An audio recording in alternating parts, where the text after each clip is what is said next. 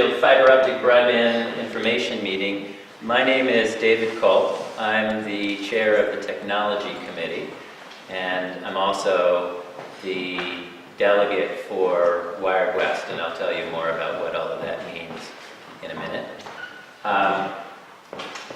Sorry that I don't have a projector. That my intention was to do that, but hopefully this is simple enough that you all can follow along. So, first of all, I'm not going to spend a whole lot of time trying to convince you that there's a need. We can have a discussion about this, but there's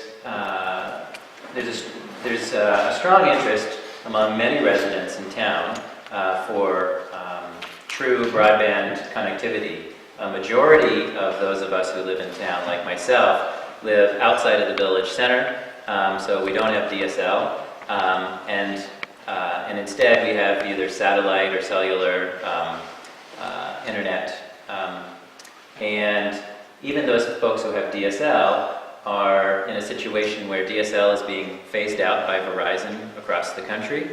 And in any case, the maximum that Verizon is ever going to bring in terms of speed is what people are getting right now, which is typically 3 megabits per second. And I'll give you a sense about what those speeds are in a little bit, but it's very slow compared to what is considered standards today.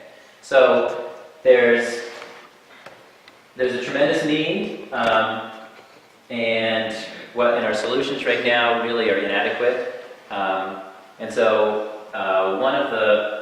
the possibility that's on the table right now is for the town to commit significant investment to build a fiber optic network to every home in Ashfield, as well as every business as well, the half a dozen of them that there are here.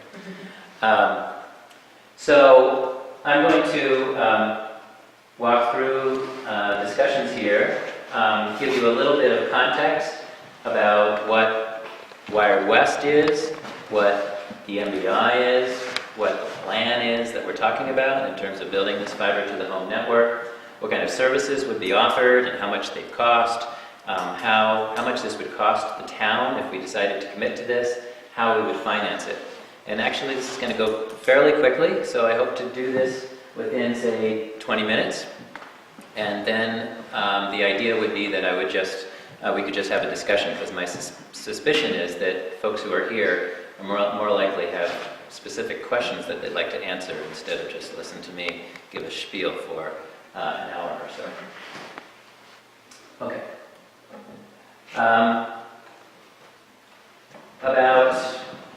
I think it was about 5 years ago, Ashfield created what's called a municipal light plant, or an MLP. And some of you who were at town meetings participated in this process where we had to have 2 separate votes, where we created this entity. This entity is authorized by state law to provide telecommunication services to Massachusetts residents. The idea of us creating this municipal light plant, or MLP, was primarily so that we could then join a cooperative of MLPs. As a town, we could join into a regional entity, somewhat similar to like a school district, in the sense that it's a regional municipal entity. And that is what's called Wired West. So Wired West is a cooperative of public bodies, 44 towns, and it's been around now for about 5 years. And essentially, we own that entity. So it's important to recognize that we're talking about something where this is a cooperative effort it's literally a cooperative, and it's something that the towns actually sit on a board of directors. I am the delegate that was appointed by the select board to sit on the board of directors of Wired West, and there are 44 of us, and we meet every month, and there's an executive committee that meets at least every week. And the mission of this cooperative has always been to plan, build, and operate a fiber optic network that is affordable and accessible to everyone. And while it might seem, some of you probably sitting in this room might feel like it's been forever, and I've been waiting a really long time, and I remember there was this GAW company, and then we created this MLP, and all sorts of stuff, and nothing seems to be happening. A lot has been happening in the sense that the organization has been working really hard to build financial models, do marketing surveys, create more detailed mappings of for example, where utility poles are and all this sort of stuff, so that we can do cost estimates and a lot of things like that that have been going on, and also trying to figure out how could we actually fund this. And when the MLPs were first created, we said, we're going to go out to the bond market as this municipal cooperative, and we're going to convince the bond markets to loan us money, and we're going to build this, and with the revenues that we generate, we're going to pay for our bonds and so on, and it's not going to cost the towns anything. And we're not there today. I'm here to share a different proposal where the town actually invests quite a bit of money. But we got there through a lot of trial and error, a lot of discussions with a lot of different people in the field, and in particular a lot of discussions with the state. And ultimately, because of the political pressure that Wired West, as essentially we're a grassroots political organization, we're just the residents of all of these different towns, we were able to put significant pressure on our political representatives at the state level to push them to get the state to work with this region to support financially and logistically the creation of this fiber optic network. And I'll tell you a little bit more about that. But the main entity that we work with is called the Massachusetts Broadband Institute, the MBI. That's part of what's called the MTC, which is the Massachusetts Technology Collaborative.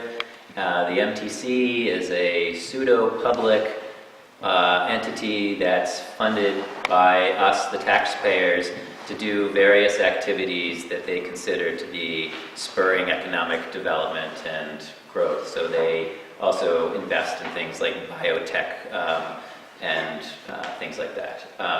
And one of the parts of the MTC is the Massachusetts Broadband Institute. And they, it was probably about 4 years ago now, when Obama created that big, massive stimulus package, what the federal government was urging the local governments to do at that time was build what's called middle mile networks. And so that was what the government wanted them to do, and that was where the money was. And so the MBI said, okay, we'll do this. We will create essentially a backbone network to 123 towns in central and western Massachusetts. This is a map of that network that they successfully built, and they did it almost on time and somewhat on budget. What's that? And somewhat on budget. And somewhat on budget, that's right. Actually, they did it on budget. Yeah. But that was because they put it out to bid to contractors who said, can you do it according to this budget? And so if it did go over budget, those contractors ate it, not the state. Anyway, so what that means is that there is now fiber optic cable that's coming up Main Street and also 112, and this is the this network then provides the capacity so that you could then tap into that network and provide high-speed internet to a large number of people, like all of us here in Ashfield. Because of the way that the grant was set up, they also needed to connect a few entities as well. So they did. So there are a few public entities that are already connected to this fiber optic network. The town hall, the fire department, the library, the school, all are connected. Although the library is very slow. Right. And Is that because of their it's interface? slow here too. So they're, all those that you named are internet enabled? They have fiber optic, yes. And they were already connected at slightly slower speeds Yeah. in general. They all had DSL connections. Now they have 5 megabit per second connections, not particularly fast. The connections are expensive as well right now because there's no economies of scale. Right? The analogy is that the way things are set up right now is there's this large multi-lane highway, and you've got your little private driveway that's coming off of the highway, and so you're paying for that. Whereas when we're talking about ultimately all of us connected, we're talking instead about a complex system of roads that are all connected to that highway. And because of economies of scale, the prices won't be so high. That's the idea. Is the speed going to decrease the further you are away from the main network? It will not, no. But all this to say is, that's sort of into the weeds about how, about service that's currently available to town hall and so on. The important point is that this fiber optic network has very large capacity, so the town hall could have a super fast connection. It would just, we just can't afford it right now. And so there's plenty of capacity to serve all of our homes with high-speed internet, telephone, and TV, which I'll tell you about in just a second. And so this network we would be tapping off of to go to all of the rest of our homes. Okay, so what's the plan? Well, the plan is for the Massachusetts Broadband Institute to build a last-mile fiber-to-the-home network. That is, build fiber optic connection along all of our roads, along all of the utility lines in Ashfield, and extend connections to homes, to the outside of homes. There will be a box on the outside of homes called an ONT, and from there, there'll be a wire and power that goes into your basement or inside your house, then connects to your local area network. And to accomplish this, the state passed legislation last year, $40 million allocated to support the cost of this construction. Not all of that goes to the construction of the fiber optic network, actually. $40 million to support last mile service in the unserved areas of Massachusetts. That also includes towns that have cable, actually, like Conway and Buckland, because not everybody in those towns gets cable. And so the state has set aside $5 million to try to incentivize Comcast to extend their service to those residents in those towns. In some cases, Comcast will never do that. For example, people over in Cemetery Road or whatever that are just outside the Ashfield line. It seems very unlikely that Comcast will ever serve them. So the hope is, but we can talk about this later, the hope is that the fiber optic network would ultimately get to them. But anyway, $5 million is carved off for that. Another $5 million, I think, is carved off for the state and their administrative overhead, which leaves $30 million, which is then distributed around to 33 towns, or 32 towns, it depends how you're counting. And it's distributed to those towns equitably based on the cost, how much it will cost to build a fiber optic network to the home in each of those towns. So Ashfield gets a greater proportion of that money than Plainfield does, for example, because we have more road miles and more homes. And generally what happened was that the MBI hired a contractor or consultant to estimate how much it would cost to build the fiber optic network in every town. And for Ashfield, it was estimated it would cost $3.7 million. Which in a way sounds like a huge amount of money, but on the other hand, Doesn't really seem like that much for a public works project, I have to say, just as an aside, because I think like the roundabout that they just built outside of GCC, for example, I think, but read in the recorder, I think that cost $2 million or something. So, in a way, it seems that this isn't such a huge price. And the state is offering to put up 40% of that cost. Now that means that Ashfield then contributes 60% of that, which is $2.3 million. That's more money than our town has ever borrowed for any public works project.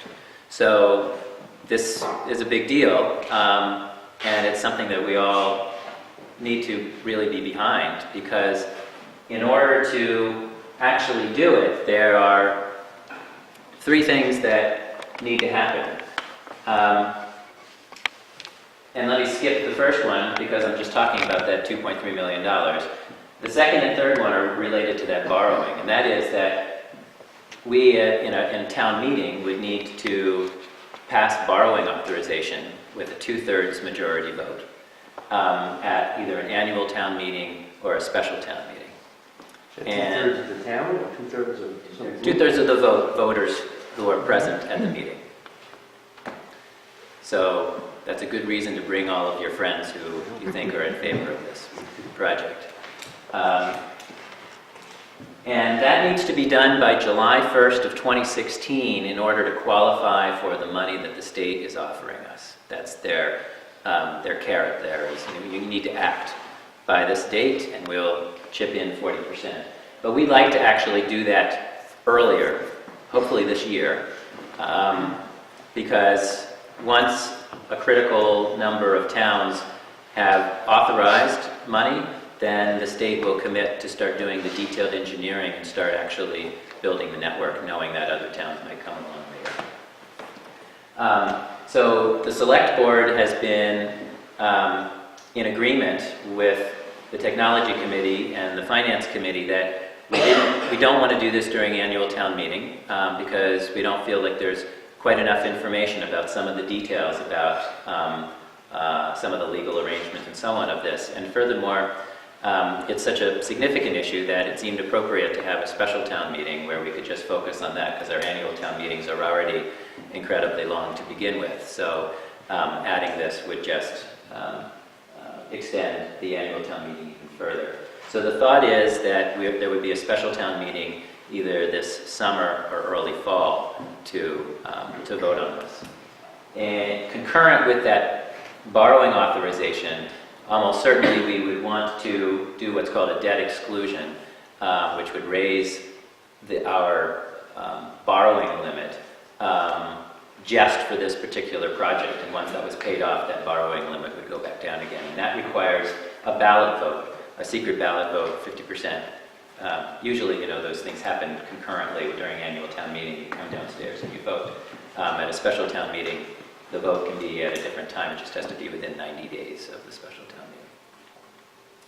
The third thing that is needed is for 40% of residents to pre-subscribe to the service.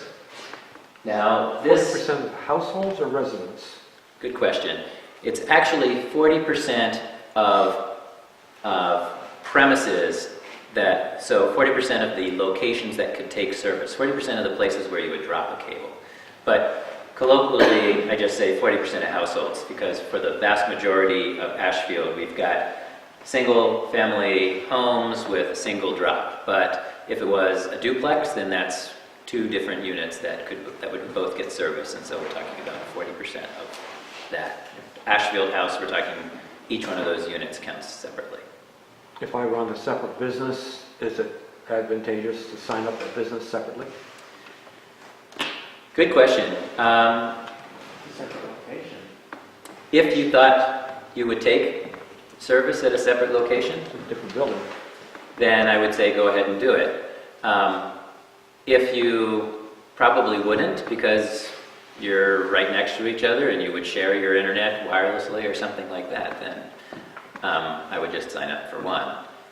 Because you are essentially making some kind of commitment. although it is refundable if it turns out you don't like the terms of service or you move or whatever. The idea is that we're trying to find 40% of people that we think are highly likely. So if you're just signing up for your second business just to try to bump our numbers, but then ultimately wouldn't take the service, then that wouldn't We'll really get to the attractive part of signing up soon, I'm sure. Yes, we will. Huge savings. That's right. Huge savings for almost all of us, yes. Is it $49 with the levy or $50? It's, was 50 for you. it's $49. Here's Sorry. about money. Yeah, it is $49. So, this requirement here for 40% sign up, that's something that this is a Wired West requirement. The MBI is requiring us to borrow this money, to contribute money so that the state will build the network.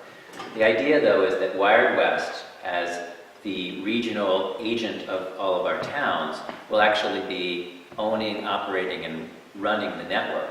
And the state will transfer that network after it's built. It will transfer it over to us. And so the idea is that Wired West has financial models where they are estimating, can we profitably run this business?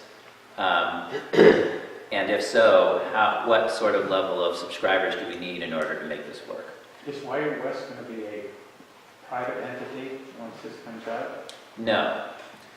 But that's a really great question. Wired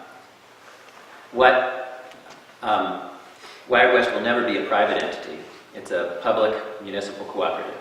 And so like Holyoke Gas and Electric, okay? And Holyoke Gas and Electric sells electric service, but they operate somewhat autonomously from the town of Holyoke or the city of Holyoke. So, and Wired West would do the same. So it is somewhat of a business entity, but it's not for profit. So one of the advantages that we like to say is that this is owned by us. It's not a profit-making venture, and so if there is any profit, then that money comes back to the towns. And in particular, if we are successful enough that we do make money, then that money that comes back to the town could be used to offset the debt payments. What is the source of the programming material? What is the source of? What comes over the fiber optic network? What is the media it's delivered? Anything? Where does it come It'll from? be, great question. So it's just connected to the global internet. And so you can get your content, any content that you want, over the internet. You're a service where it's an internet service provider. Yes, and Wired West may, and this is one of the issues that's being debated right now. Wired West, but it's a little premature because we haven't even got off the ground yet. But there's discussion about whether Wired West should be the internet service provider itself, or whether it should contract that out to a third party to provide service. Sure. And there are some trade-offs for that. But for our purposes, that's not, at our sort of high level, hopefully that's not a big issue. So that's our plan. My slide will So go. 40% of how many? What's 40%? Well, households. 40% of the units. I know that, but how many, how's the number? How is the number? Great question. I just looked it up, and we are at 77% of the way to our goal already here in Ashfield, which is pretty darn good, I think, because I haven't worked particularly, or we as a group haven't worked very hard to really get people to sign up. We send out a mailing, and then we put an insert into the paper, and that's pretty much been it. And you've been putting up roadside signs today saying Wired West. And There- you're putting one together here when I walk in. That's right. So we will put up some roadside signs at some point, but I just put one out there so people would know where it was. Yeah. 23% of how many households are still to be signed up? Kind of like just want to know what the Oh, number the would be. numbers? It wasn't Yeah. 100. How many? It was Oh, 79 how more many? than- So there's 79 more to go. Thank you. That's fine. Okay, so rough timeline, what are we talking about? The pre-subscription campaign that I just spoke about is running this spring, ends on June 30th. A slight detail here that I forgot to mention when I was introducing Wired West. I explained that Wired West was this cooperative of 44 towns, but there's only 32 that are participating in this fiber optic program because the other towns are either fully served, like Great Barrington, or they are partially served by cable, like Shelburne and Buckland and Conway, and so they don't qualify to participate. So as a result, we don't want them in our club. Because obviously, if we're going to govern this, we want to govern this by the people who actually own it and take the service. So as a slight wrinkle in all of this is we're going to create a new cooperative that is just made up of the towns that are participating in this fiber program. And there will be new bylaws and so on. And that hasn't been established yet. And that's one of the reasons why we're not bringing this to a town meeting vote.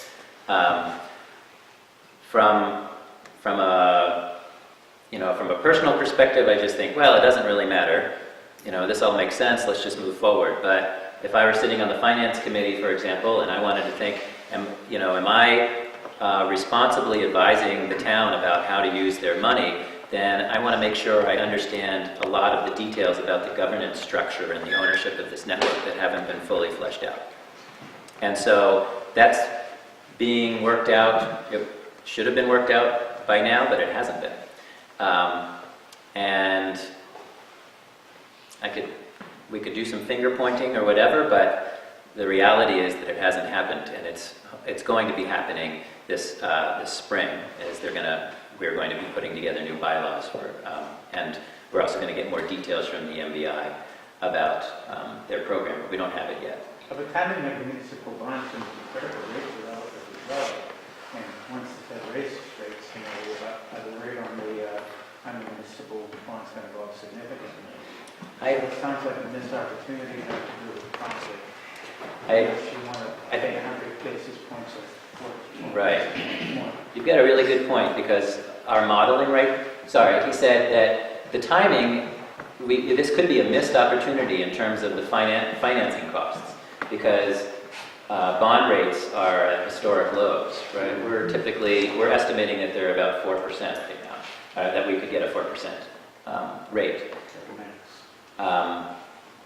But if the Fed starts raising rates, then that could go up. And that could cost us a lot more. So in some sense, there's good reason to move on this one quickly. But in any case, we have basically another year to do this. But the hope is that by the summer, we'll have the details about what the cooperative looks like and some other details from the MBI. So that we can feel more comfortable saying, yes, this is where we want to not just borrow this money, but we want to invest it in this particular entity according to these particular rules and so on. Do you have a target speed for this network, which is what this is all about? Yes. Sorry, I'm getting into maybe too much of the weeds for folks who just want to know, tell me about the service that you get. It's just a question. So, yeah. So the minimum speed that's being offered is 25 megabits per second. So just to give you a sense of comparison, DSL is currently maxed out for most of us, most people who have it at 3. Who here has satellite internet? 15. You get 15? The best video is 15. 10 to 15. That's what they say. Right. That's what they say. That's what they do. I'm happy like 17. So I do something else. They always say up to. Right. 25 would be good. That's at Up to. And it's reliable 25, it's not weather. 10 minutes. Cable would be 100. Traffic. let me just show you a simulation. This is actually, you'll see it going in just a second. This is something I wrote to give you an idea of the different possible speeds that you can get through fiber optic. So this is in real time how long it would take to download a 2-hour standard definition movie. And the green here is a gigabit connection, which is being proposed to be offered for $110 a month.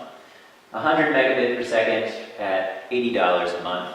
And the base that we're asking people to sign up for right now, 25 megabits per second, at $50 a month, is this blue here. The orange is typically what you get for the $50, this is what you get for the $50 package for HughesNet satellite. And then this red here is Verizon DSL, to give you a sense of This menu speeds. of alternative speeds will be available to anybody who wants to. Yes. Pony up the money. Yes, And if you buy 25, you can always upgrade, I assume, of course. because you'll have the pipe there. That's right. And you can't outstrip the pipe. If everybody wants 1 gigabyte service. Right. Well, it becomes complicated. I can get into that in a second, but actually, let me hold off on that one. That's a really good question. Like, what would happen if everybody got gigabit service?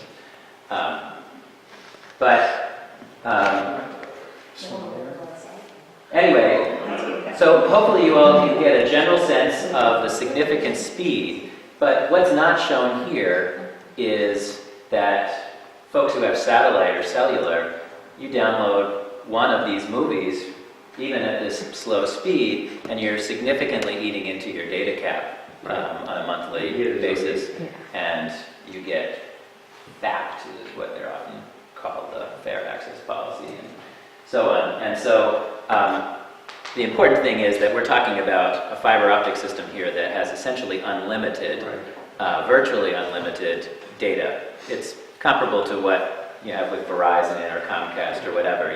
There might be, essentially impractical limits at hundreds of gigabytes, but essentially they all advertise, and we would do the same. And it's essentially unlimited data. Okay, let me go back to the presentation, though.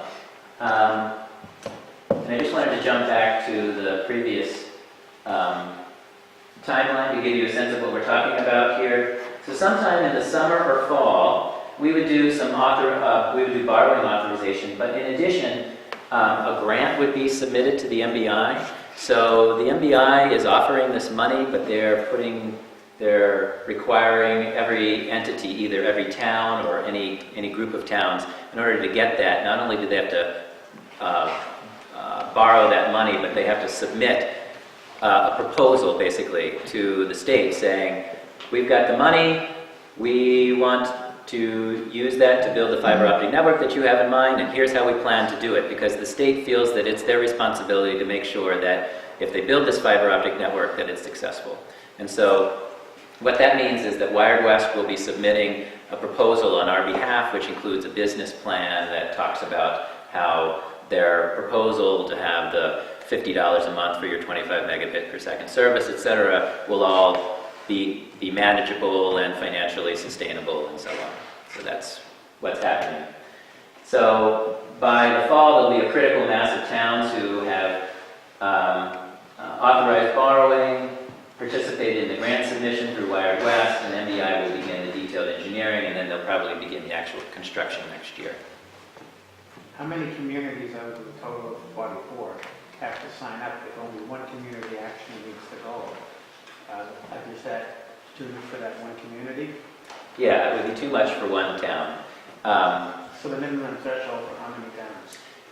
It depends. It depends what the nature of the towns are, because it really has to do with the minimum number of subscribers. So if it's Ashfield and Beckett and a number of other larger towns like that with a fairly large number of people, then you wouldn't necessarily need as many. If it's a lot of small little towns like Roe, then it would be in trouble. So I can't answer exactly what that number is. So it remains to be seen how many towns actually achieve the 40%, and if they don't achieve the 40%, what's going to happen to those Even towns? if Ashfield were to sign up along with Wendell and Shutesbury, that would not be enough to cover the initial cost of Wired West, so Probably not. even though we're proactive, we might not get it. Correct, that's true. Or we could, if things were looking that dire, that there were so few towns in Wired West, we could try to figure out how to do this on our own, like Leverett has done. Or we could partner with Shutesbury, et cetera. So there are potential options if this doesn't work out, other things that could happen, where we could still get service. They also suggested that they're, in the thing that they distributed, that they're looking at geographic proximity to towns. So if there was a cluster of towns all in close proximity that authorized it, that would be more attractive than just a big one here and a big one over there, because they get economies of scale by having them close together. Yeah, I think that's understandable. Do you have any sense at this point of how many of the 33 towns you're thinking of are seriously interested in? I'm looking right now at this, and so this, if you go online, this is a bar chart which is showing the progress of all of the towns. This is on the Wired West website. This is if you go to the Wired West website. So the longer the orange bar, the better they're doing, and there's a couple green ones who have already reached their goal. Ashfield is up here. So most towns are about 50% of their way. Most towns are at least 50% of the way to their goal. So with 2.5 months still to go, and the possibility, presumably, that if some of those towns are just slow, they could maybe continue or something like that with that campaign. So I think there's quite a bit of interest in most towns. Those towns that aren't interested have already dragged their feet so much that they aren't even on the list. So like Savoy, for example, just seems to be in the dark ages. And, And they're happy there. they seem to They be... have a round table there? They might.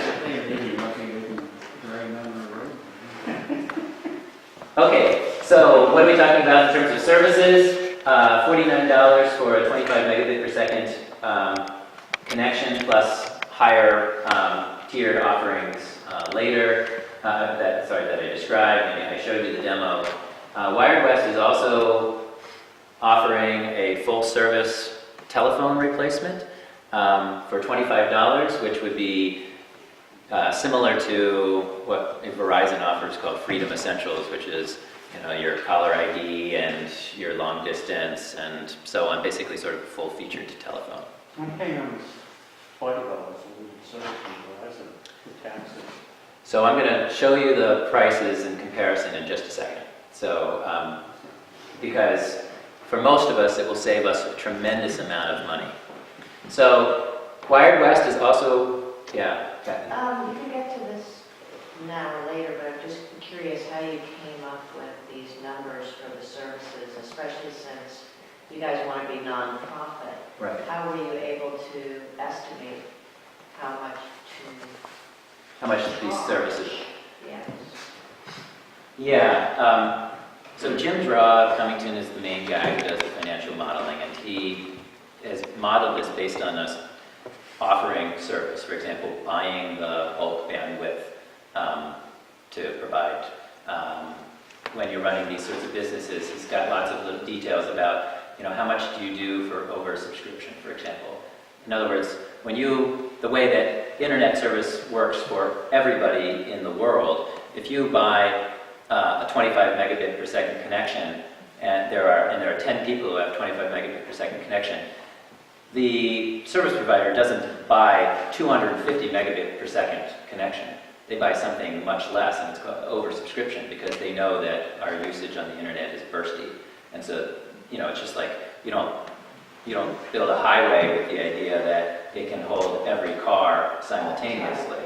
You buy a highway to manage flow, and so that hopefully people can drive 60 miles an hour on the interstate and that sort of thing. So he balanced some of those parameters about oversubscription, the cost of goods, how much it would cost to outsource bucket truck, all sorts of details like that to try to figure out what would be a reasonable price given if we have this number or fraction of people subscribing and so on. So he hasn't explored every possible parameter, but basically trying to look at price that was competitive with what is currently being offered would be enough for us to, at over 40% subscription rate, hopefully we'll be in the black. So those are basically the two main things. Did I sort of answer your question? Yeah, thanks. Okay. Wired West also wants to offer TV. I'm not a big fan of this because I think TV is on its way out, but I will give the company pitch anyway. Fiber optic has the capacity to serve television in the same way that cable TV does. Has massive capacity for providing many channels of service, and Wired West would like to offer such a TV service of some kind that would maybe be basic, maybe not be competitive in terms of the breadth of service of channels that DirecTV has, but would be interested that they believe that people would like. How many people here would be interested in a basic television service of local channels plus, standard stuff like home gardening television and Bravo and all It that? all depends on the form of material. All depends. Right. Anybody want to? And the other thing too is that so much is available now live streaming, why do you have to have separate services? Right. Well, you could live stream it on your connection. Right, that's right. And there are companies now that are sprouting up that are providing bundled packages of TV. For example, there's something called Sling TV that came out about a month or two ago, where they provide ESPN and a bunch of the major networks and so on. And for how much is it per month? $20 a month. $20 a month.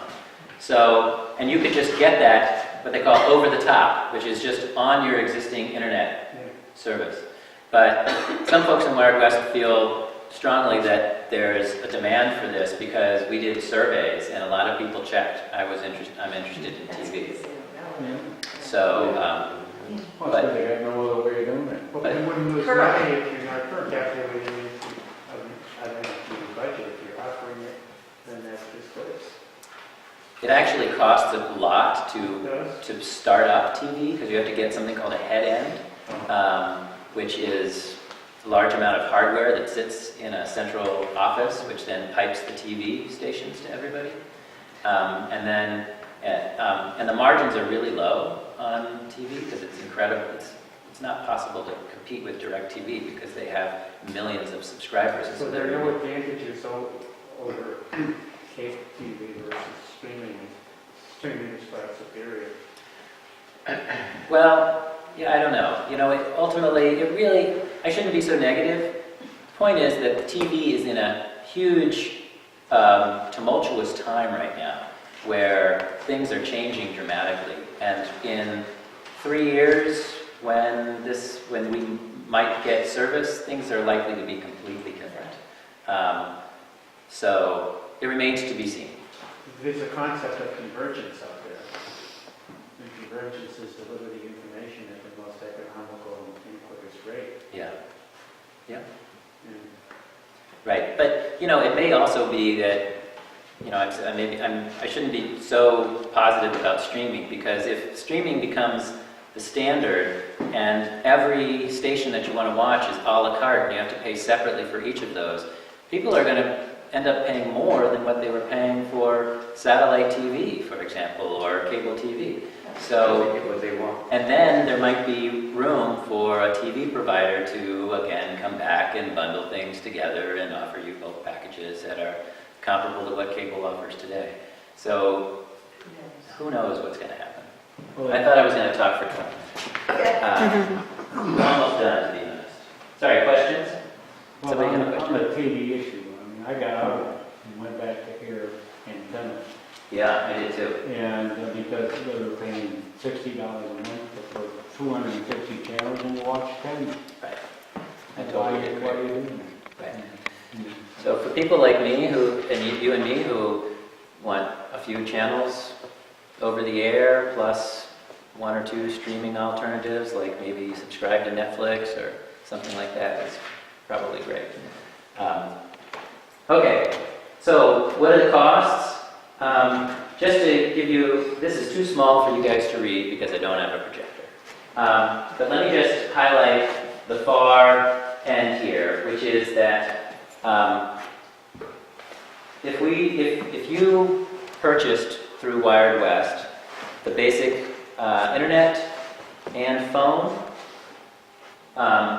then we're talking $75, $74 a month for that service. But there will be property tax because we have to borrow that $2.3 million. So if you factor that in on a monthly basis for an average household, we're talking $16. And so that would bring your total bill to $90. Now, that's compared to Verizon right now. If you were to get DSL and phone plus their taxes and fees are about $15, which is pretty comparable to what our extra taxes would be. Then right now you pay $80, and you do pay $80 in town for DSL. And this would be a much slower internet offering. Now, for probably most everybody here who doesn't have DSL, you will see tremendous savings, even considering the property tax increase.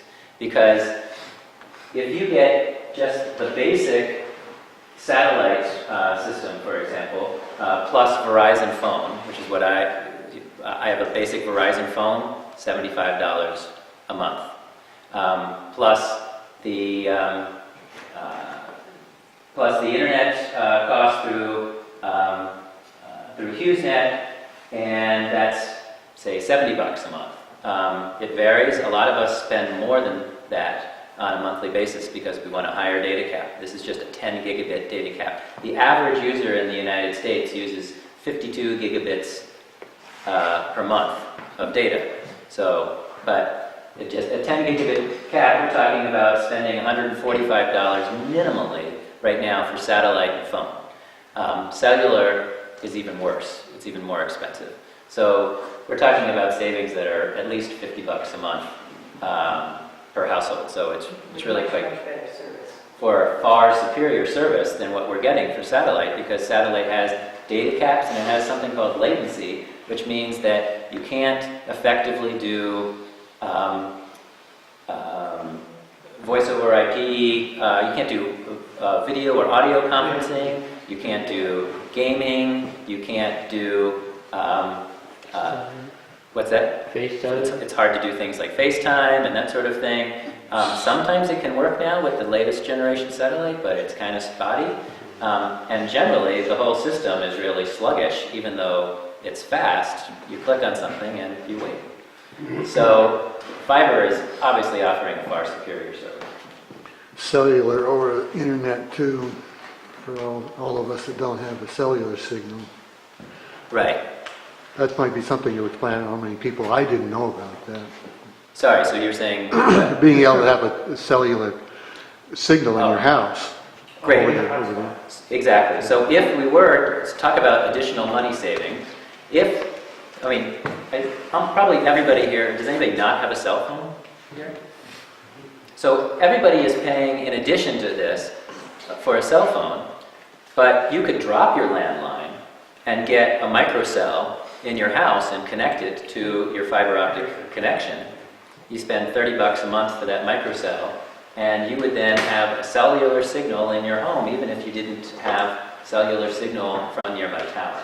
Cell carriers are starting to offer Wi-Fi calling on their phones too. Yeah, Well, you can have Wi-Fi in Microsoft. you can have. How would that work, though?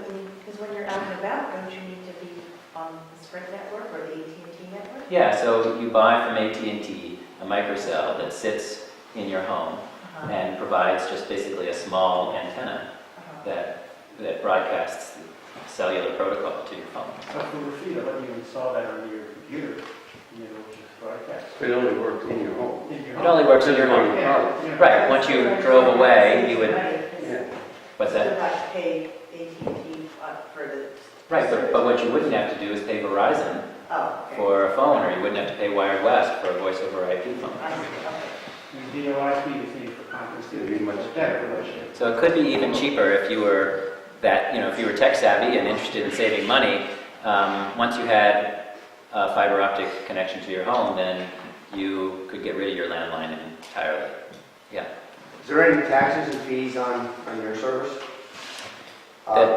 We don't- Say $49. Right, Where's it's a the good taxes and question. fees? We don't believe that any of the taxes and fees that Verizon is charging us, except possibly there might be the universal service charge, I think, which is a couple bucks, but I really don't know. It's not going to be a large amount of money, but it's possible that there could be A couple more dollars on There's this. a corollary to this. If we're going to be getting fiber optic, it should increase the value of our homes and our assessment should go up. Great point. So a study has actually been done that shows that a house that's worth about $300,000 sees an increase in property value of $6,000 when they have fiber optic. So that should pay for 3 to 4 years of service. Yeah, you could definitely think about it this way, or think about it in another way, which is that homes today in Ashfield just aren't selling at all when they don't have broadband. And I can attest to that because I own a house on Ashfield Mountain Road that we tried to sell, and nobody wants it. And did they say because it doesn't have a broadband connection? I mean, No, they didn't, but I believe that part of the reason why it's unattractive is that it doesn't have good broadband. And maybe my example is bad because it does, that location does have DSL, but talking to realtors, they will attest. There's a great article in the Recorder, for example, about how in many of our Western Massachusetts towns, properties, people just won't look at a property if it doesn't have internet access. So it does significantly affect the value. Okay. So how would the town pay for this? So I talked about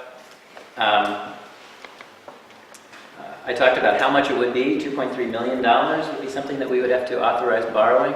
This would be paid through bonds. We've never actually issued bonds as a town, but the FERCog and Wired West are offering assistance to the treasurers and the select boards in towns to learn how to do all of this.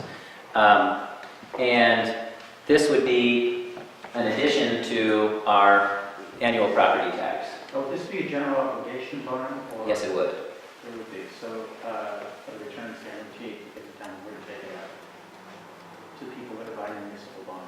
Yes, So that's another point. So it's more likely to be funded right. from a financial perspective. That's right. This is not a revenue bond, for It's not a example. revenue bond, it's a general obligation. Right, which is to say that the credit of our town as taxpayers is here, is essentially guaranteed, is good. So there's no, right, so those who are going to buy the bonds feel very comfortable knowing that everybody's going to pay their property taxes. Because if they All don't, the homeowners in Ashfield pay for this? yes, this would Whether be, they use the service or they don't? whether they use the service or not, that's right. But, it's like the school, right, so School-age kids. Yeah. So we can think about this in two ways. One is that it is probably a great idea for you to get the service anyway, regardless of where you live. So most everybody, once it becomes available, would probably subscribe. But the second is to think about this as an investment in our towns in terms of the health and well-being of our towns. Similar to what we might think of in terms of schools and other sorts of investments that are important in terms of the long-term viability of our towns. People are, or think of it another way, maybe not just sustaining our towns, but creating an environment in our towns that allows people to want to move here and to stay here and work here.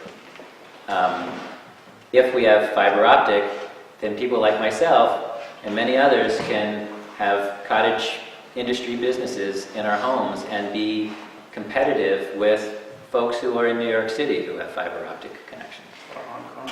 Or Hong Kong. So, people like Scott Decker is chomping at the bit for good high-speed internet because his business demands it. And we could have other businesses like those or other home businesses that could be a lot more successful. And it might be simple stuff. You could have lawyers, for example, who just work out of their home most of the time because they can do video conferencing successfully at home with their clients and so on. So, what about the costs? So, one of the recommendations that is being proposed by Wired West and the Franklin Regional Council of Governments when they have been consulting with the towns is that we can, for the first 2 or 3 years, I can't remember what it is, we can buy something called bond anticipatory notes, which basically allows us just to pay interest on the borrowing, and we can then start to only pay a small part of the interest for the next couple of years, with the idea that we wouldn't actually sell bonds until year 5 or 6, which might be a problem, as you were saying, if the rates go way up. But on the other hand, it would delay the full annual cost of the bond to property holders until year 5 or 6. And the motivation here is that by that time, the network will be up and running. There will already be people buying service, and there may be revenue that comes back to the town so that we never have to pay the full cost of the bond in terms of the debt service. So that's the idea. However, this is all something that our treasurer and our select board and our finance committee would have to weigh the pros and cons, because we may choose to do something different. Like you said, we might want to choose to jump into the bond market early. We might want to choose to use some of our free cash and pay down. I don't think you have any choice but to jump in early, because if it goes up 300, 400, 500 basis points, then it may be unaffordable. I agree. I think you have a good point. Yes? So just doing the math in my head about that chart there. Yes. Even without the bond things, you have the underlying costs going up 33% in 6 years, which is much more than Prop 2.5. Is there something going on I don't know about? No, because if we just look at the green... 36 to 45 is a 33%. 36 to 45 is more than...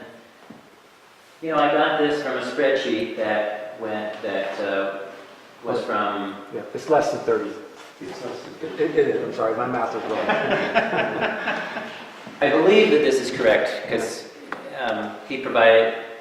Joe Markarian came and met with the select board, the tech committee, and the finance committee, and presented numbers about, which I basically just graphed here. Okay.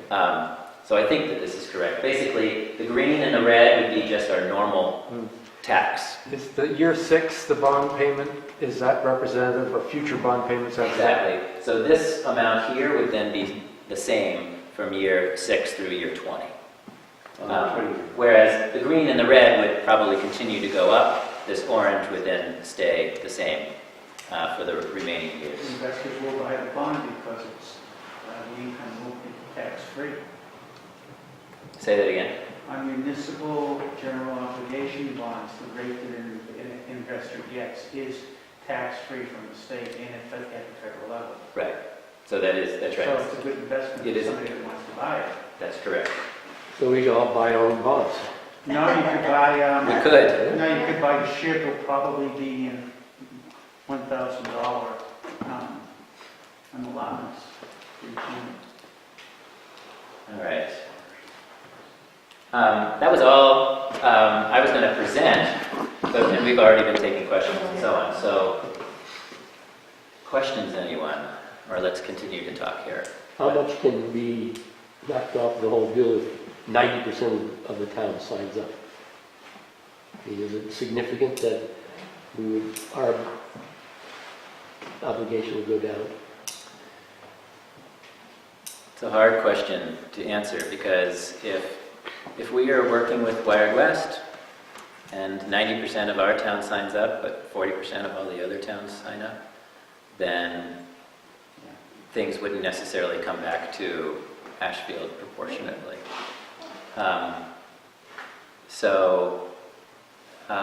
But that's a detailed question that remains to be worked out by the new cooperative of Wired West about how exactly they're going to deal with any excess.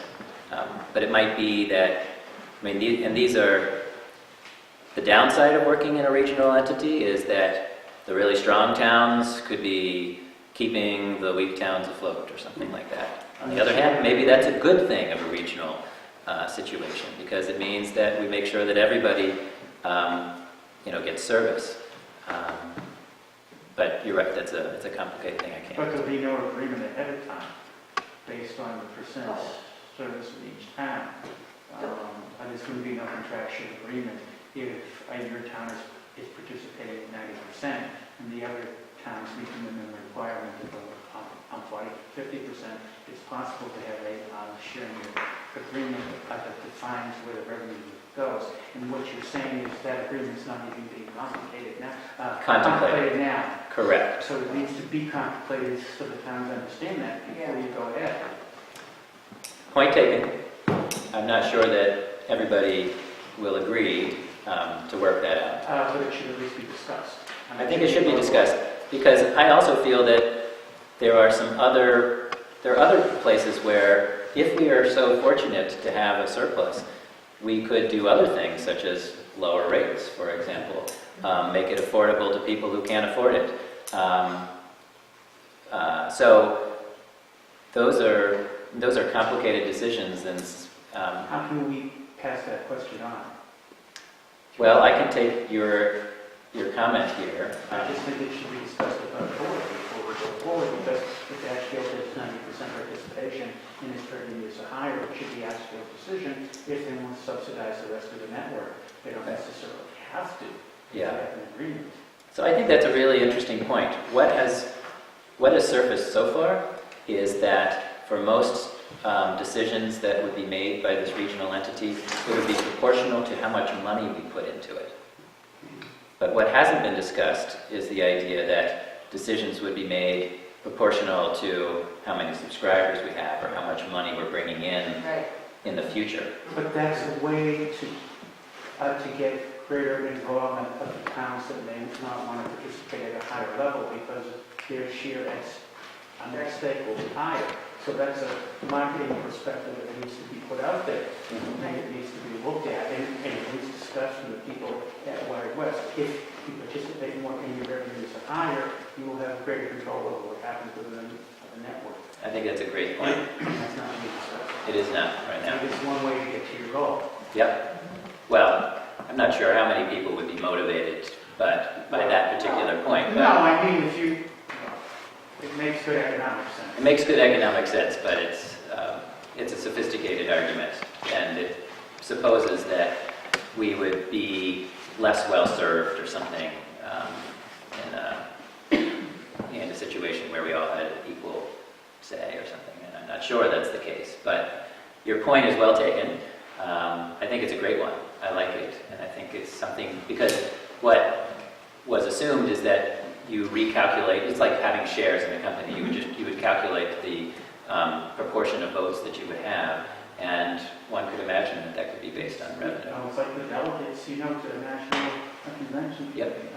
The bottom line here is if you have more delegates and you want to be more generous and you want to share your revenues, that's fine to support the network, but they have to vote on that. Yeah, I like it. Would there be an installation cost at your home, like to establish a modem or whatever? Yes. There is currently proposed that there would be probably about a $100 setup fee, which would be far less than what it would actually cost to do the connection, because the equipment itself, plus work and so on. But it's currently in the model that there would be a $100 connection fee. And one of the reasons to sign up now and not wait until the network has already been built past your house is that there would be an installation cost that would be far greater, certainly over $1,000, if the network already existed and ran by your house and they needed to make a new splice and drop. Because the idea is that because of the economies of being able to make lots of connections when you already have these trucks and people out there, it will cost MBI far less to do connections at the same time than it will to connect people So later. they're only going to connect the houses that pre-subscribe. Right.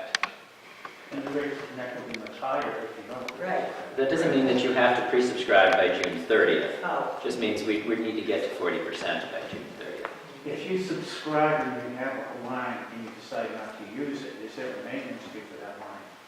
There is If I not. go away for the winter, get it turned off for 6 months, I may not have a fee. Great question.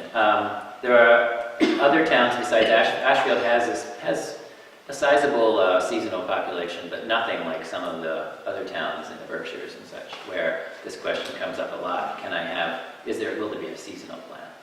And there is an expectation that there will be some seasonal plan where you can sign up for some minimal number of months and then it can go dead for the winter or something like that. But the details aren't known. Yeah. Can you describe more what you mean by the last mile? By the last mile. Yeah. What does that actually mean? What it means is the connection to your home. So does that mean to my home, to my driveway, to my property, to the end of the road? What does that mean? It means to your house. But you just said someone's going to actually be contracted to connect it from some thing to my house. Correct. Yes. So there will be the fiber cable will be strung on the utility poles that go near or by your house. And then an engineer will splice that cable and connect a fiber cable from the utility line to the side of your house. It will place a box similar to the boxes that are usually on the outside of most of our houses for our phone, for example. And it will include drilling a hole into your house and running power to it and having a connection on the inside of your house. So let's say my house is a half mile from the road. So this gets into No above ground poles. So this gets into troublesome territory for exceptional homeowners who have lengthy driveways and buried cable. Then the situation is hotly debated right now in Wired West. And some of this hasn't been worked out because the state is going to be building the network. So the state hasn't really been participating in this discussion much. They did their estimates with the assumption that they would be wiring every premise, and they based that on an average driveway length. The average driveway length is? I'm not sure, but it's 100 and something. They did it differently for each town. Really? Or something for Ashfield? Have they established a maximum? Yes and no. So again, Wired West's, MBI's estimate was just based on an average driveway length, and then they projected out the $3.7 million. My concern is that there are exceptional, maybe many exceptional driveways that they don't know about that would cost far more than what the average, it wouldn't work out because there would be some that would cost far more than the average. Wired West is proposing that they cover the first 750 feet of aerial or buried conduit. And if it were more than that, then the homeowner would have to pay for that additional wiring. Are we going to have a choice between aerial versus buried conduit like this apply? Because aerial would obviously be less expensive. Right, so Wired West is proposing that they will do 750 feet of aerial connections. No estimate for cost. Aerial, not underground. If there's existing conduit, they'll pull it through because that's easy. But they won't dig. Okay, so that's our responsibility. If you wanted to do buried cable, you'd have to do it yourself. But the current proposal from Wired West is that if you wanted to do something different than 750 feet of aerial or buried core conduit, then you would get a credit for the cost of 750 feet of aerial. But there's no cost estimate after that. Correct. We don't. There's no You'd have to talk with contractor or engineer who decides how much that is. today. No. So what you're getting at is if I have an underground electric cable and I would want to run a wired west fiber optic cable and I wanted to bury it, I would be running it through conduit. So the next question would be if I'm doing that, why not run my underground electric cable in the same conduit? Can I do that? Are the pipes are the fibers insulated? That would be totally up to you because you would be laying that conduit yourself. Right, but there's the right hand rule, depending on the electric current, magnetic field you generate, you may not be able to run them together. I'm almost positive you can, because fiber optic is not. It's not electric. Yeah, but I don't think the light company would let you put it in the same conduit. That may be, the question is, they may not allow it. Maybe true, but I haven't heard any. They don't want to interfere. Over months of debate at monthly meetings at Wired West about this discussion, I haven't heard anybody talk about how you can pull fiber through existing conduit for utilities. Yeah, So you can't run the phone and the lights together. I don't know if Yeah, they're all regulations separate against that. conduits. I don't know. Like I said, we've been talking about this for months, and I haven't heard anybody talk about how there would be technical or regulatory limitations that would keep you from using existing electric conduit. Are there premise maps available? Can you make them available? 'Cause that's what Yeah. The MBI sent us detailed maps of the location of every premise. I haven't been able to Like a 3-inch pipe and Um, everything else too. That's because we had to send them back to them after we marked them up. So what they asked us to do is, as part of their estimates, they wanted to make sure they had accurate counts of all of the premises, and they wanted to know the rough locations of all. If we give you our names tonight, can we get copies of our premises? That should Of that- be us again. Of that map, Yes. I just think we need to, I think it'd be nice maybe to just have those maps or copies of those maps.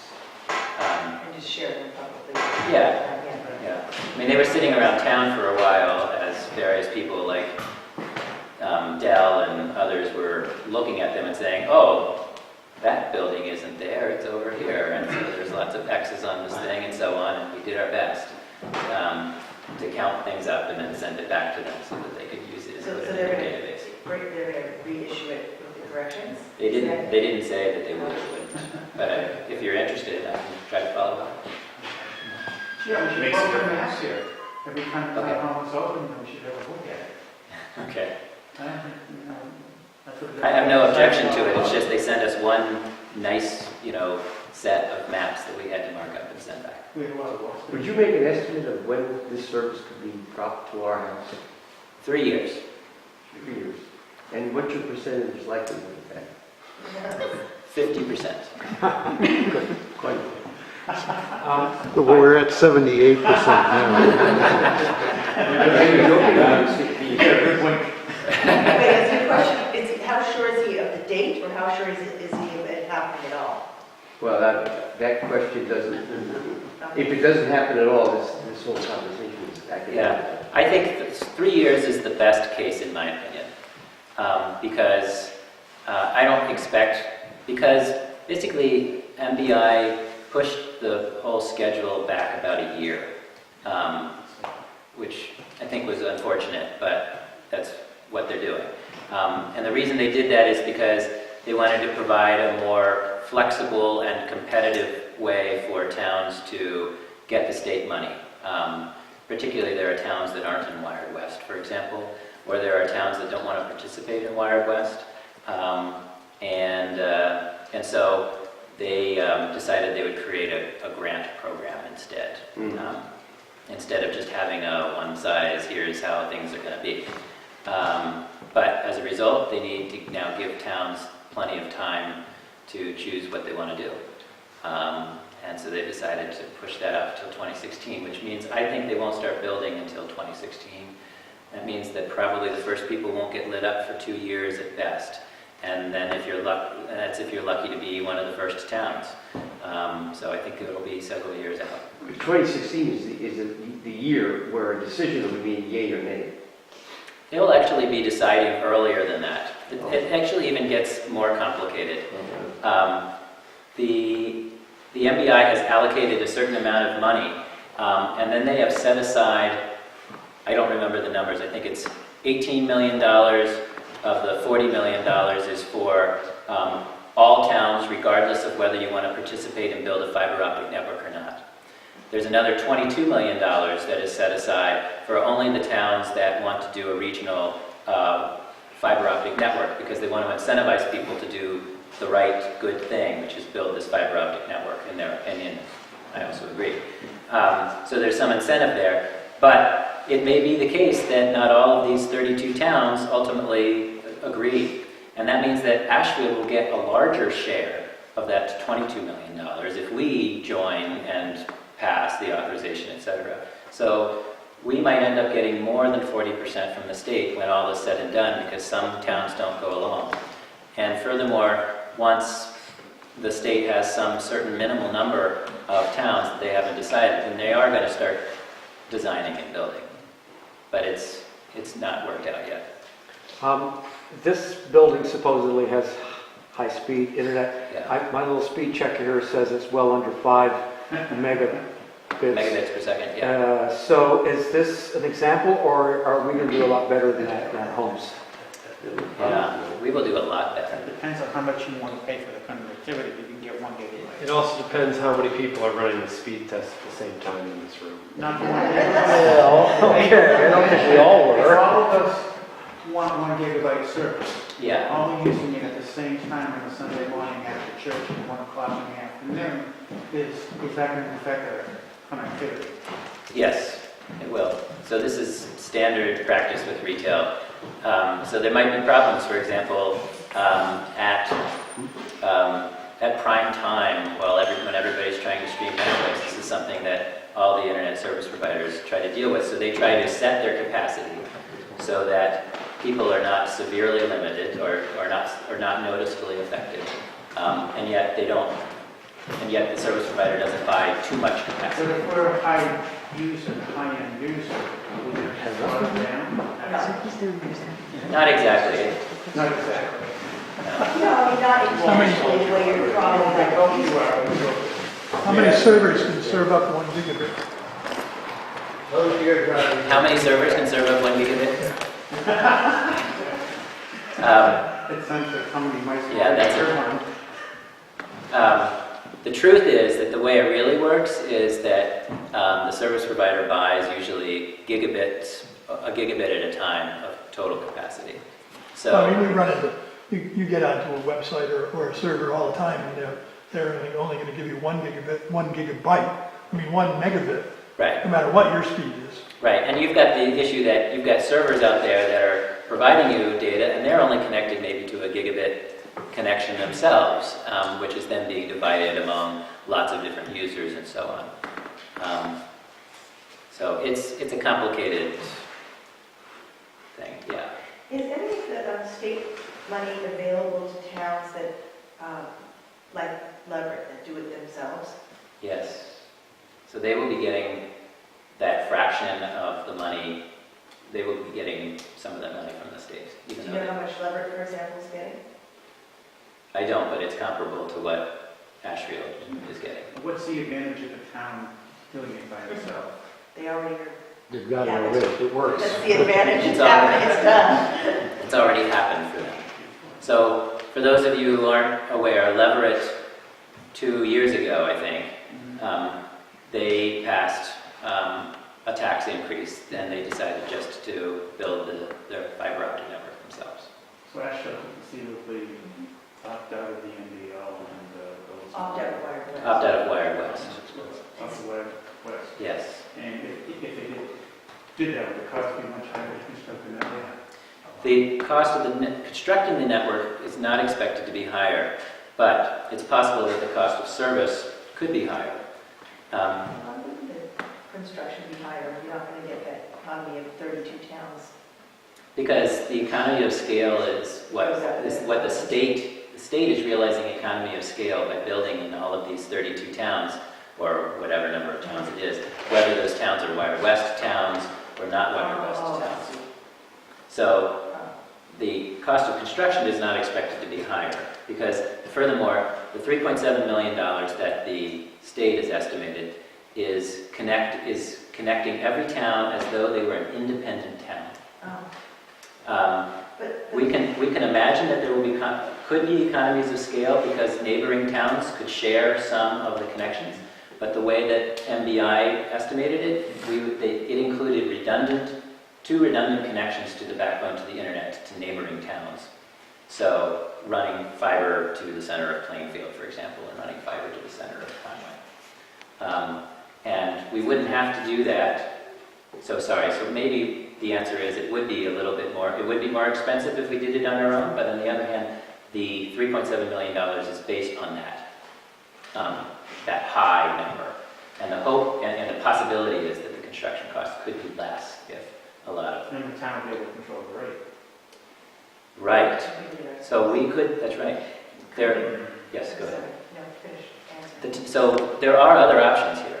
We could choose to authorize the money and have the MBI build the network, and then we could partner, either do it ourselves if we felt we had the wherewithal, or we could partner with other towns such as Leverett, and we could contract out service. For example, the way Leverett does this is they had a request for bids, and they ended up hiring an ISP, which was Crocker Communication, and they hired a network operator, which was Holyoke Gas and Electric, that manages the infrastructure. And so what they did was then the way they structured it is they then said, how much is it going to cost the town just to maintain this network in terms of, for example, you have to pay rent on all of the poles all over town, for example. It's about $5 per pole per year. So there are expenses. You know, you've got to calculate the cost of replacing equipment and so on over a certain period of time, so on. So they call that their MLP fee, because they have a municipal light plant that runs this, and they have a MLP fee of $45. And then they just said per month. Per month. And then they went, and then the third party, which is Crocker, the ISP, say, we have some minimal agreements with you, but you then go and offer whatever service you want. And so Crocker offers what they call unlimited speed, plus phone for, I think it's $40 a month. Just internet is only 20 if you're a 400 subscriber. Right. So they have a very different model that we could possibly consider. Wait, so the average person in Leverett pays $85 a month? I must not have the numbers right, because I remember Leverett pays something like $95 or $97 But it a would month. be less if they were a one subscriber with Crocker. But they cap you $20 for unlimited internet. Yeah, maybe. I don't know the details. The important point is that we could do other things. Did I answer your questions? Any folks who are leaving? Everybody okay? Okay. So yeah, there are other options that we could do. The regional approach is just appealing because of economies of scale. If there's one entity that's providing service to tens of thousands of individuals instead of just hundreds of households like it would be here, then the cost of service is less, and so our rates could potentially be less. The downside is that we might have less control. We also have less management. Right. We have less to The manage. upside of the regional approach is that we don't have to deal with the headaches of managing the network. So the regional entity does that, which is a big plus for those of us. I mean, Leverett has extensive experience, and they work incredibly hard to bring their network to fruition. And I guess is that we probably don't have the expertise and know-how and so on at the time in our town. They Yeah, you worked, bet. they worked for several years prior to the debt exclusion. A team of people worked for several years, meeting weekly to get to the point of getting the town to authorize building it. So it was that, they started 2 years ago with the debt exclusion and started building it, but they had spent several years prior to that planning it and Yeah. doing all the preparation for it. Other questions? Yes. What is the timeline for the actual completion of build-out? If it's 2018. 4 years. what is the last? Yeah, the proposal is that it would take about 4 years to build the whole thing. And what sort of insurance is there that it would actually be completed? There isn't. So it could be It's a public works 80% project. and 20%. Their promises for the middle mile were a little optimistic too. Electrification.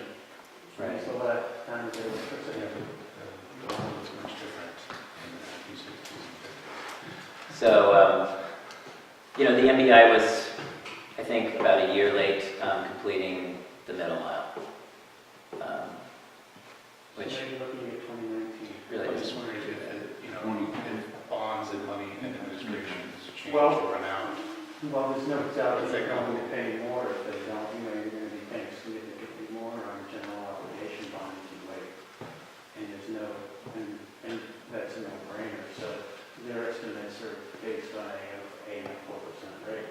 It could be 6%, Could be. which would increase the cost significantly.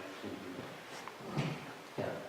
Yeah, I'm worried about the end user who's paying the property taxes but not getting the service. Oh, I see. Yeah. Right. So, yeah, I'm not the right person to really answer that well, but Well, what's the tax rate of 6,000? but 15, for $75 a year for 4 years. That's $300. there is, I have heard from the financial modelers that they would not be asking all of the towns for all of the money right away, because that's not the way you would finance the construction. That they would be asking towns for the money as they needed it each year for the next part of the construction. So it may not be that we would be asked for, we wouldn't be necessarily paying the full amount. But the absolute numbers sound like if you were the last one to receive it, your property taxes went up, and you'd be paying in excess of about $300 or $400 over 4 or 5 years. Right. And then your real estate tax, so you're looking at about $100, $75 to $100 a year for the average home. So the question is, does that become significant for most people? Right. I mean, the point is good that it might be the case if we are last in line that we might be paying some property tax or significant amount of property tax before we get service. But hopefully that's small potatoes compared to the bigger picture that we've got internet connection and we've got something that's going to last us 30, 40 years. It's worth the investment if you're guaranteed to get that at the end. Right. And you can get your jobs out much more quickly. You might beat the next guy by a few seconds. Yeah. So you raise a good point No, that. I'm not talking about, Well, what are the what we're percent talking on about the now. Good question. when you're talking, there's one thing at $100, there's another thing at $400. Over 4 years? Well, I'm talking fixed income people. This is 20 years it's going on. Yeah. It doesn't disappear. It doesn't disappear. It never goes down. We know that. So, I think the relative portion of your property taxes is, in my opinion, is relatively small looking at that bar chart in terms of what we're paying, but it's not an insignificant increase for sure. If you're fixed income, you can always have your property reassessed for a certain value. So that may not impact you. But then your value is going up because people want to live. Now you have. Yeah. Now you go up. Actually, everybody's value goes up, luckily, so our property taxes aren't going to go up if everybody's got fiber optic. In any case, the assessors don't use internet accessibility as part of the Not yet. assessed value. I would like them to. You know, they use beautiful views. Why wouldn't they use? I agree. I agree. They use setbacks, and you got the long driveway on, the problem getting your student out there, you pay a premium tax for that setback. We do that on my Or preferred driveway. location. Yeah. I can't get on So you my money driveway. build on lots of other. So I guess before everybody leaves, I just want to encourage you to talk with your neighbors in Ashfield and check to see whether they have subscribed. And if you haven't, I encourage you to do so. I hope that the discussion today has given you enough positive information that you would want to do so, particularly recognizing that it's a fully refundable deposit. So because we don't have the detailed terms of service, the small fine print that you would get when you subscribe to Verizon or whatever, that are saying things like, this is good for 24 months or whatever the thing is and so on. That hasn't been worked out because all of that costs money and assumes all sorts of stuff that hasn't been figured out yet. Like, are we going to be outsourcing the ISP? All sorts of things. So all they're doing right now is something simple, which is $50 deposit toward your first month's bill. And ultimately, if all of the terms of service come out, or who knows what, you want to ultimately vote it down in the authorization at the town meeting, and we don't end up borrowing the money, you get your $50 back. So, Yeah, so one quick technical question. Maybe they haven't discussed it, but, we talked about power and being direct variable. yeah. And we use conduit when it's exposed and use in your house. But are they going to require the fiber optic to be in conduit if it's buried? That's a good question. Because I worked at a so. facility that made it, and they would sleeve it, and there was plenty of direct variable fiber optic. I don't know. My impression was that if it's buried, it's going to be in conduit. That was my impression. They're talking about conduit exists, that's one But thing. if you have a breach on that cable and it's not in conduit, then you're going to be digging. Yeah. I would submit based on my understanding, they're going to run cable in existing conduit. They're not going to bury cable for you. They will So any cable that's going to be buried is your choice. If you put direct burial, you put direct burial. If you put conduit and pull it yourself, that's It almost makes no sense not to use conduit if you're going to do it. Right. it can go a lot faster and be a lot less expensive to do direct burial. Really? Yeah. I mean, PVC pipe? I did direct burial to my guest house just by, with a little shovel and a pickaxe and just Yeah, but shove that's different that if wire you get down there. If you get a break, you just need your shovel. Yeah. But if you're down and you want to go below the frost line, and especially after this winter, if you're not below 3-4 feet, you're going to be in trouble. I'm not sure that you need to. No, you only I have to think go you need to be down below the frost 16, 18 inches for utilities. Sand in the bottom, sand in the... Yes.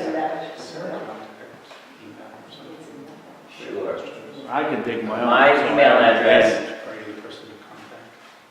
yeah. So actually, if I can't find the answers, I can help facilitate finding the answers because I'm actually one of the volunteers who responds to questions that people send to info@wiredwest.net. Yeah, I'm one of the help desk volunteers. Those are email addresses on there. So you can send there, info@wiredwest.net, if you've got a general question about Wired West or what their plans are and things like that, or questions about driveways and cables or whatever. Or you can send an email to me. My name is David Cole, and that's D-K as in King, U-L as in Larry, P as in Papa, at diz.org, D-I-Z-Z.org. Kind of makes me dizzy. I came up with this a long time ago. It had to do with an internet company that I never started. And it was going to have to do with organizing your stuff, and diz.org was disorganized. Thank you very much. All right, thanks for coming out. Yes. And really just reading these premise maps. Okay, can I ask what is your